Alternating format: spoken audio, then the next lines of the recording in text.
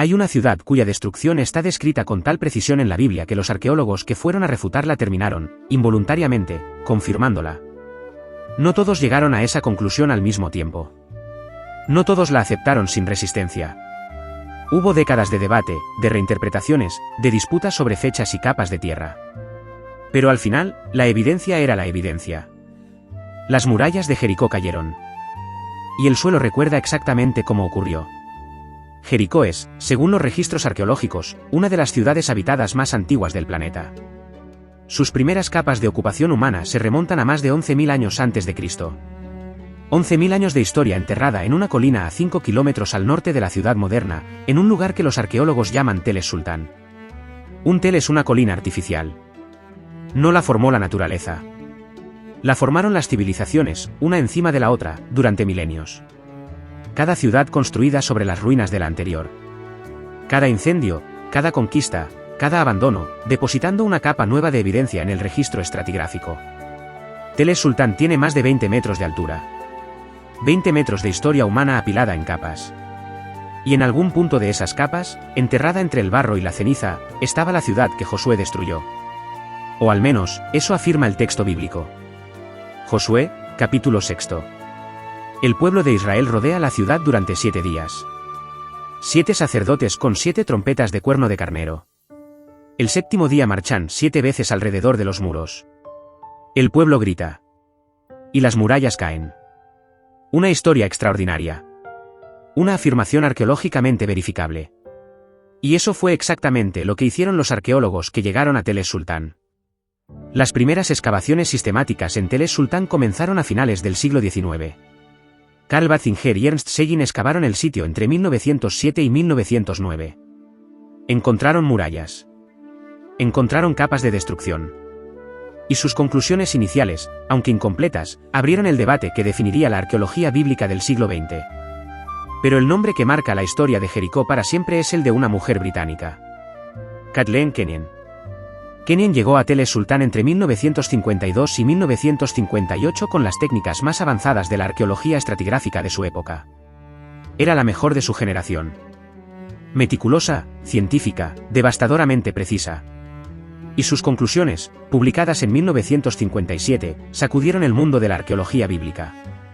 Kenyon dijo que no había ciudad cananea en Tel es-Sultán en la época en que el éxodo habría ocurrido según la cronología bíblica estándar.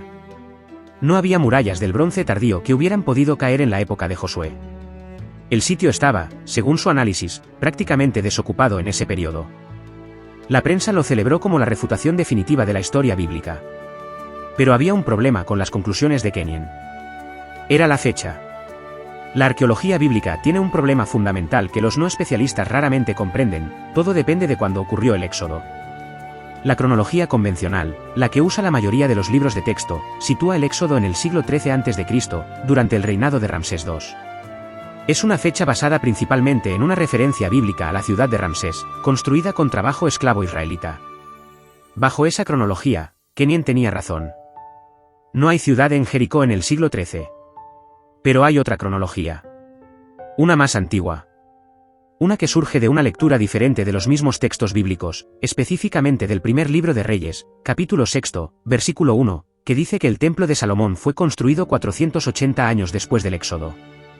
Si Salomón comenzó a construir el templo alrededor del año 966 a.C., 480 años antes nos lleva al año 1446 a.C. como fecha del Éxodo. Y en esa fecha, el siglo XV a.C., hay una ciudad en Tel es-Sultán. Una ciudad grande. Con murallas. Que fue destruida violentamente y cubierta de fuego. El arqueólogo que conectó estos puntos de manera más rigurosa fue el Dr. Bryant Good, de la Societies for Biblical Research, que en 1990 publicó un análisis detallado de los datos de Kenyon que la propia Kenyon había dejado sin publicar completamente. Y lo que Good encontró en los propios datos de Kenyon fue revelador. Primero, las murallas. Kenyon encontró murallas de adobe caídas hacia afuera, en la base de las murallas. No hacia adentro, como ocurriría si un ejército enemigo las hubiera derribado con arietes o escalando. Hacia afuera. Como si hubieran colapsado desde su propia base, cayendo hacia el exterior de la ciudad. El texto de Josué capítulo 6, versículo 20, dice algo muy específico: el muro se derrumbó, y el pueblo subió a la ciudad, cada uno derecho hacia adelante. Si las murallas hubieran caído hacia adentro, los israelitas habrían tenido que escalar sobre los escombros. Si cayeron hacia afuera, hacia ellos, habrían formado una rampa natural. Cada uno derecho hacia adelante. La dirección del colapso coincide con la descripción bíblica. Segundo, el fuego. Kenyon documentó una capa de destrucción por incendio masiva. Ceniza, ladrillos quemados, vigas carbonizadas. El incendio fue tan intenso que algunos materiales habían sido parcialmente vitrificados por el calor. El texto de Josué, capítulo 6, versículo 24, quemaron la ciudad con fuego y todo lo que había en ella. La capa de incendio existe. Es física. Es medible. Tercero, y esto es quizás lo más extraordinario, los granos. En la arqueología del mundo antiguo, cuando una ciudad es conquistada y saqueada, los graneros quedan vacíos. Los conquistadores se llevan el grano. Es lo primero que se toma en una victoria militar. Pero en la capa de destrucción de Jericó de la época del Bronce Medio, los arqueólogos encontraron grandes cantidades de grano carbonizado. Jarras llenas de trigo y cebada. Quemadas en su lugar. Sin saquear.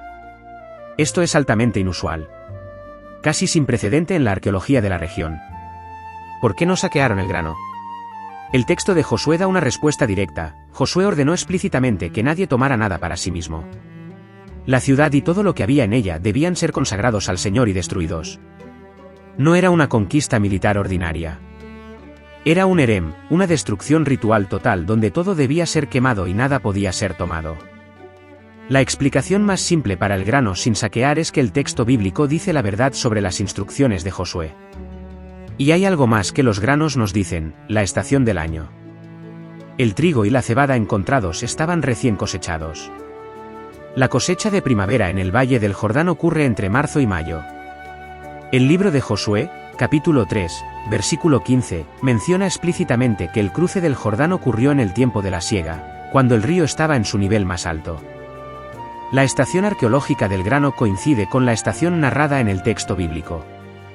Pero aquí debemos detenernos y ser precisos, como siempre. El debate sobre la cronología del Éxodo no está cerrado. La fecha de 1446 que propone Good no es la única lectura posible del texto. Hay eruditos serios, tanto religiosos como seculares, que mantienen la fecha de Ramsés II en el siglo XIII. Y bajo esa cronología, la evidencia de Jericó no encaja. Lo que sí es innegable es esto: existe en Tel Sultán una capa de destrucción catastrófica, con murallas caídas hacia afuera, un incendio masivo, y grano sin saquear. Y esa capa, bajo la cronología alternativa del siglo XV, encaja con la descripción bíblica en múltiples detalles independientes que no se explicarían por coincidencia. No es fe. Es convergencia de evidencias. El debate arqueológico sobre la fecha sigue abierto. Pero lo que nadie puede decir con honestidad es que no hay evidencia. ¿Hay evidencia? ¿Mucha? La pregunta es cómo interpretarla. Hay un último elemento de la historia de Jericó que merece atención: Rahab. El texto de Josué describe a una mujer llamada Rahab, una habitante de Jericó que escondió a los espías israelitas y fue salvada de la destrucción gracias a un cordón de hilo escarlate colgado en su ventana. Lo que hace esta historia arqueológicamente interesante no es el hilo escarlate. Es la ubicación de su casa. El texto dice que la casa de Rahab estaba en el muro de la ciudad. Y que esa parte del muro no cayó. Kathleen Kenyon documentó algo en sus excavaciones que encaja perfectamente con este detalle. En una sección de la muralla exterior de la ciudad del periodo de destrucción, hay evidencia de que una porción del muro permaneció intacta mientras el resto colapsó. En esa zona intacta, hay evidencia de viviendas construidas contra el interior del muro, exactamente como el texto describe. No podemos identificar la casa de Rahab. Nadie puede. Pero la afirmación bíblica de que una sección del muro permaneció en pie, en una ciudad cuyas murallas cayeron, tiene un correlato arqueológico. La historia de las murallas de Jericó es un ejemplo perfecto de por qué la arqueología bíblica es tan apasionante y tan complicada al mismo tiempo. Durante décadas, las conclusiones de Kenyon fueron usadas como ejemplo de la Biblia refutada por la ciencia.